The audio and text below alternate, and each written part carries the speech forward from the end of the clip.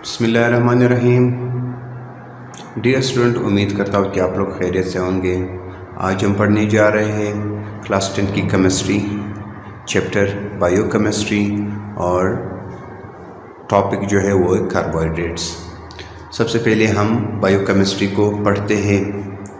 The branch of chemistry which deals with the composition, structure and properties of matter present in the living organisms. Chemistry का वो branch जिसमें वो compound जो living organisms के अंदर मौजूद होते हैं उसको स्टडी करते हैं, इसे बायोकेमिस्ट्री कहते हैं।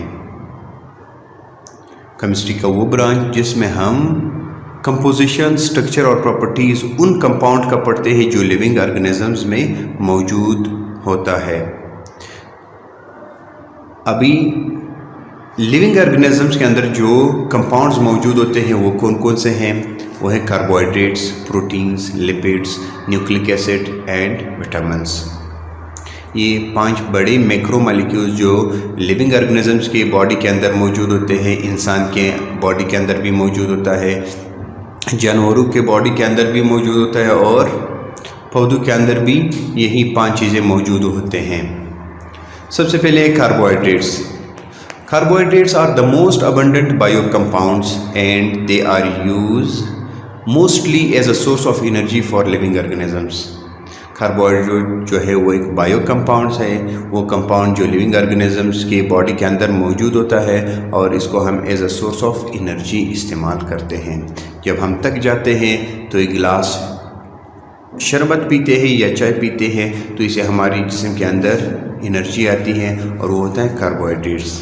और रात को सुबह नाश्ते में हम रोटी खाते हैं तो उसमें भी कार्बोहाइड्रेट्स मौजूद होता है। क्योंकि हम इसको केमिस्ट्री में पढ़ते हैं तो केमिस्ट्री में कार्बोहाइड्रेट्स क्या है? Carbohydrates are polyhydroxy aldehydes or ketone.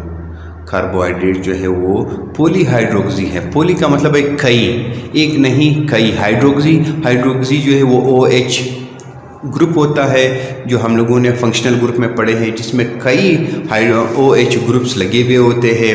Aldehyde और कीटोन, या तो कार्बन के चेन के साथ जो OH लगा हुआ होता है, अल्कोहलिक ग्रुप लगा हुआ होता है और इसके साथ अल्डिहाइड मौजूद होता है, या कीटोन मौजूद होता है। अगर अल्डिहाइड मौजूद होता है तो हमें CHO, अल्डिहाइड ग्रुप जो है वो है CHO है। अगर अल्डिहाइड लगा हुआ हो कार्बन के चेन के साथ और पॉलीहाइड्रोक्सी लगे हुए हो तो हम इसको ग्लूकोज कहते हैं। अगर इसके साथ कीटोन ग्रुप लगा हुआ हो तो उसे हम फ्रक्टोज कहते हैं। फिर the carbohydrates are polyhydroxy, aldehydes or ketone. इसके बाद आता है इसका क्लासिफिकेशन। कार्बोहाइड्रेट्स को हमने 3 ग्रुपों में तकसीम किया हुआ है। एक है मोनोसेक्राइड, दूसरा है ओलिगोसेक्राइड और तीसरा है पॉलीसेक्राइड। मोनोसेक्राइड जो है वो एक शुगर यूनिट से बना हुआ है। The monosaccharide are composed of just 1 saccharide or sugar unit. एक शुगर यूनिट से जो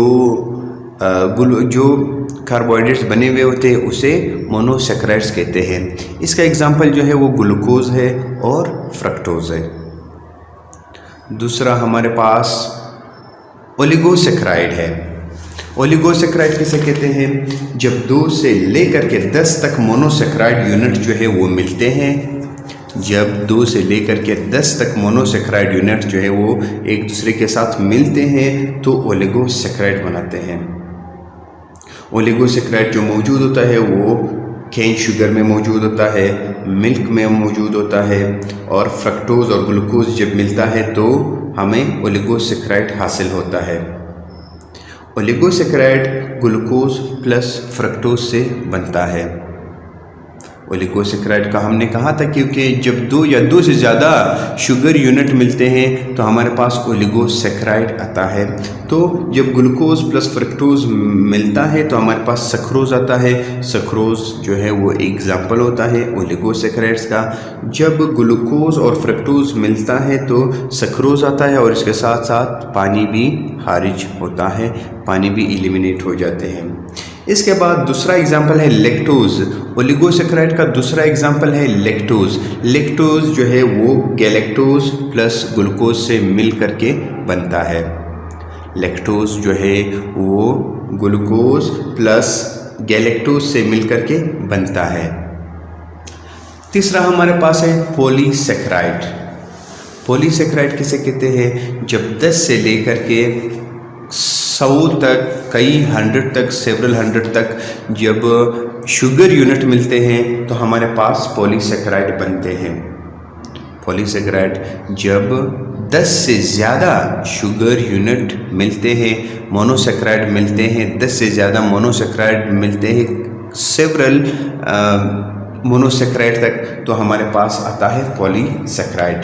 the polysaccharide is the name indicate contains a large number of saccharide units more than 10 to several hundred. The important example of polysaccharides are starch, glycogen and cellulose. हमारे पास जो polysaccharide का example है वो है starch है, glycogen है और तीसरा हमारे पास जो है वो है सेलुलोज। स्टार्च पौधों से हम हासिल करते हैं, ग्लाइकोजिन जो है वो इंसानों में मौजूद होता है और सेलुलोज भी पौधों के अंदर मौजूद होता है। पौधों का सेल वॉल जो है वो सेलुलोज से बना हुआ होता है। तो ये था हमारा आज का टॉपिक कार्बोहाइड्रेट्स। उम्मीद करता हूँ कि आप लोगों ने इसको अच्छे तरीके से समझा होगा। Okay, thank you.